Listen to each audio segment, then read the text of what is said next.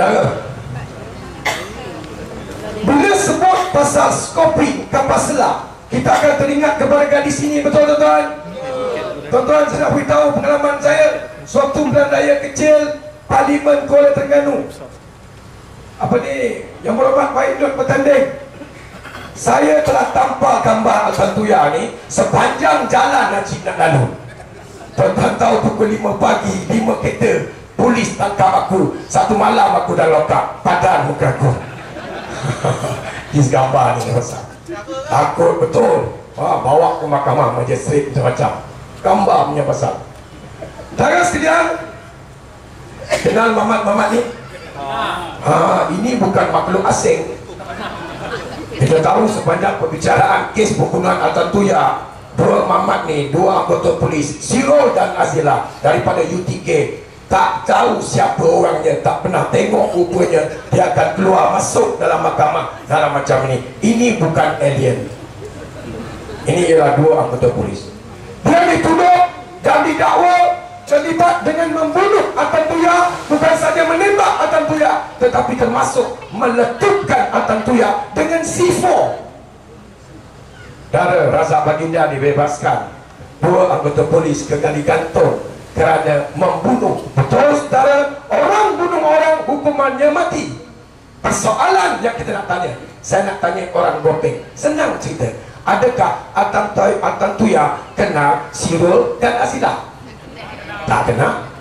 Adakah Al-Tantuya ada hubungan cinta tiga segi dengan Sirol dan Azila? Tak ada. Adakah Al-Tantuya berhutang dengan Sirol dan Azila? Sirol dan Azila bukan alung, dia anggota polis. Ataupun Sirol dan Azila berhutang dengan Al-Tantuya sebab tu dia bunuh Al-Tantuya. Betul? Tidak. Dia tak kenal satu sama lain. Tetapi dua anggota polis ini, Sirol dan Azila, terlibat dalam membunuh Al-Tantuya, termasuk kenyataan yang dibuat oleh salah seorangnya bahawa mereka telah pun dikambing hitam. Betul?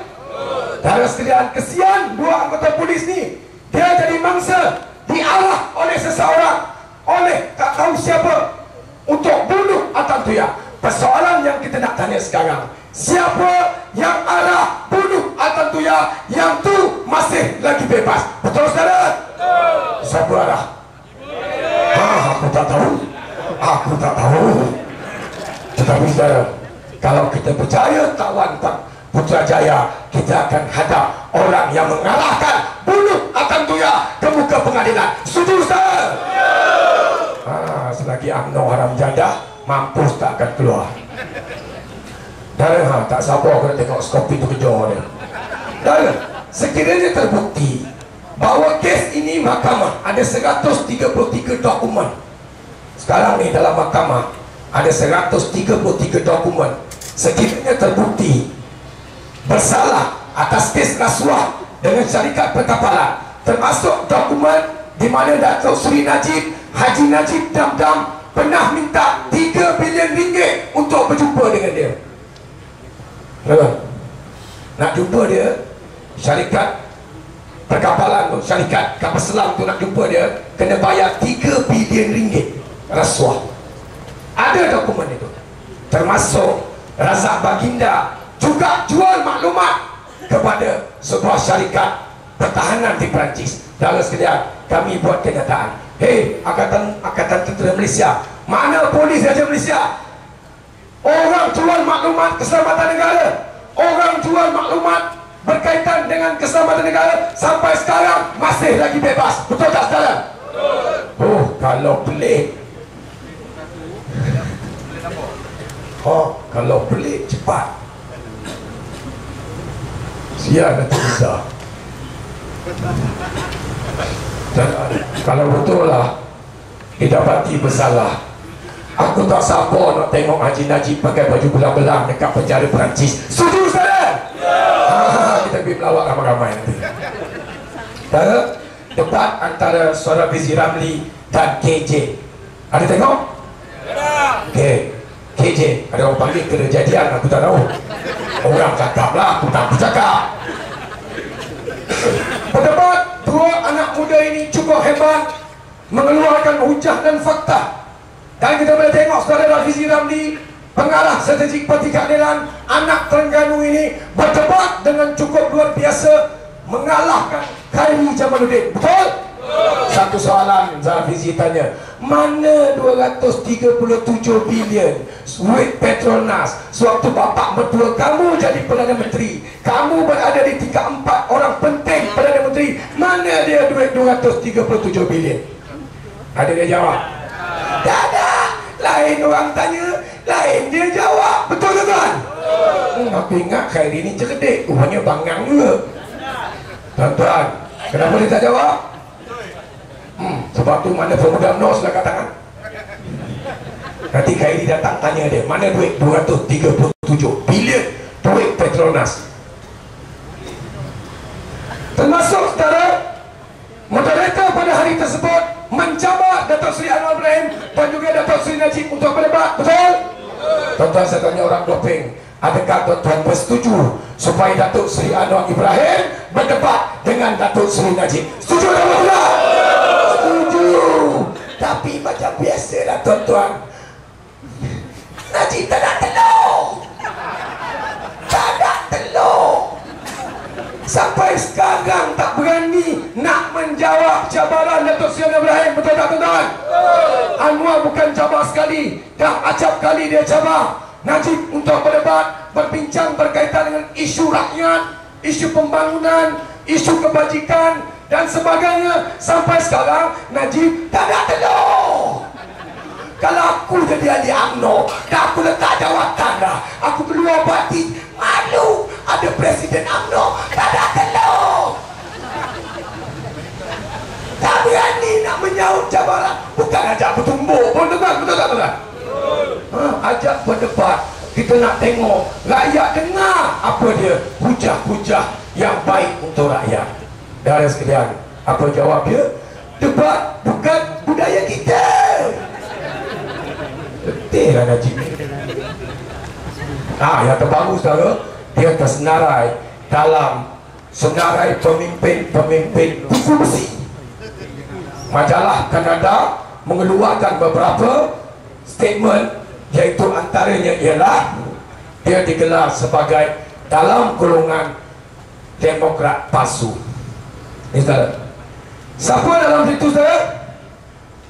Fast Democrats, Club Members, Russian President, Palestinian President, Malaysian Prime Minister. Malu, la ilaha illallah. Malu tuan-tuan. Malaysia ni kecil je, tapi nama Perdana Menteri kita tersenarai, termasuk Argentine President, European Prime Minister, Cambodian Prime Minister. Tuan-tuan tahu tak, antara orang yang pernah tersenarai dalam Demokrat Fast ataupun demokrasi Demokrat palsu ni saudara, siapa? Hosni Mubarak. Buat pilihan raya tapi sebenarnya tipu. Sebab itu tuan-tuan, ini masanya bila Najib tersenarai dalam golongan pemimpin autokrati, pemimpin kuku besi, tuan-tuan, bersama dengan Hosni Mubarak. Tak lama lagi masa untuk rakyat bangkit, untuk tumbang dan jatuhkan Najib macam Hosni Mubarak. Boleh tuan-tuan? Boleh. Semangat boleh.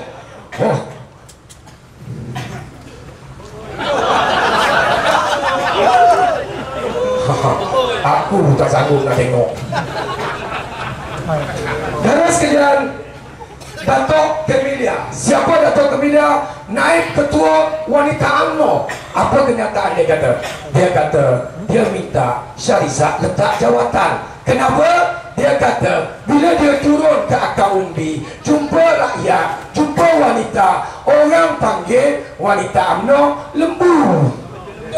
Betul tuan-tuan, hari ni tengok lembu sekelompok tengah makan rumput tepi jalan. Ada orang tanya, wanita UMNO mesyuarat ke? Sebaik tak pakai tudung merah baju putih, kalau tak confirm. Dan sekalian, okey, saya nak ucapkan tanya kepada rakyat Gopeng. Tak pernah berlaku dalam sejarah negara dan termasuk sejarah dunia di mana menteri wanita ada telur. Tak pernah tuan-tuan, menteri wanita negara mana pun yang disandang adalah wanita. Tapi negara kita Malaysia tuan-tuan, tak sejarah dunia, menteri wanita ada telur. Tuan-tuan sekalian, Syarizal letak jawatan. Kalau Syarizal bukan letak jawatan, dia expired. Dia tahu jawatan senator dia tak disambung, dia pun umum. Dengan ini saya meletakkan jawatan sebagai Menteri Wanita dan Pembangunan Keluarga dan Masyarakat. Bukan saudara, expired. Dia tahu tak disambung, maka dia umumkan jawatan. Tuan-tuan, maka jawatan Menteri Wanita kosong. Haji Najib comel betul. Haji Najib dam-dam bincang dengan isteri dia Hajah Rosmah gedi-gedi. Dia tanya, "Mah, nak ganti siapa ni menteri wanita?" Maka tuan-tuan, Hajah Rosmah gedi-gedi yang merangkap Perdana Menteri Malaysia pun jawab, Abang Haji je lah. Tu yang Abang Haji jadi menteri tu. Tuan-tuan sekalian, isu ada mana? Saya okey.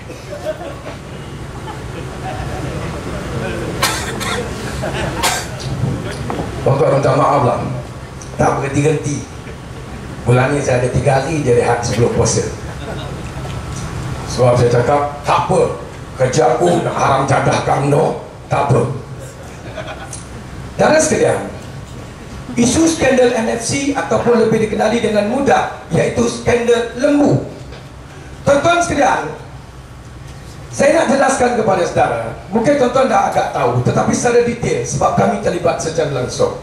Tuan-tuan, ini antara mamat-mamat yang terlibat dalam memberikan 250 juta duit rakyat, duit pencubayar cukai, duit rakyat 250 juta ringgit diberikan pinjaman mudah bagi melaksanakan projek lembu. Ada orang tanya, saya tanya mahasiswa, budak-budak mahasiswa, saya tanya dia, kau ada bayar cukai tak? Dia kata tak ada. Betul? Betul. Siapa bayar cukai? Mak bapak saya bayar cukai. Saya tanya dia, kamu pernah pergi makan KFC? Pernah pergi makan KFC? Pernah. Ada KFC ke Kopek? Mesti ada. McDonald? Ada tak dekat receipt dia tulis tax?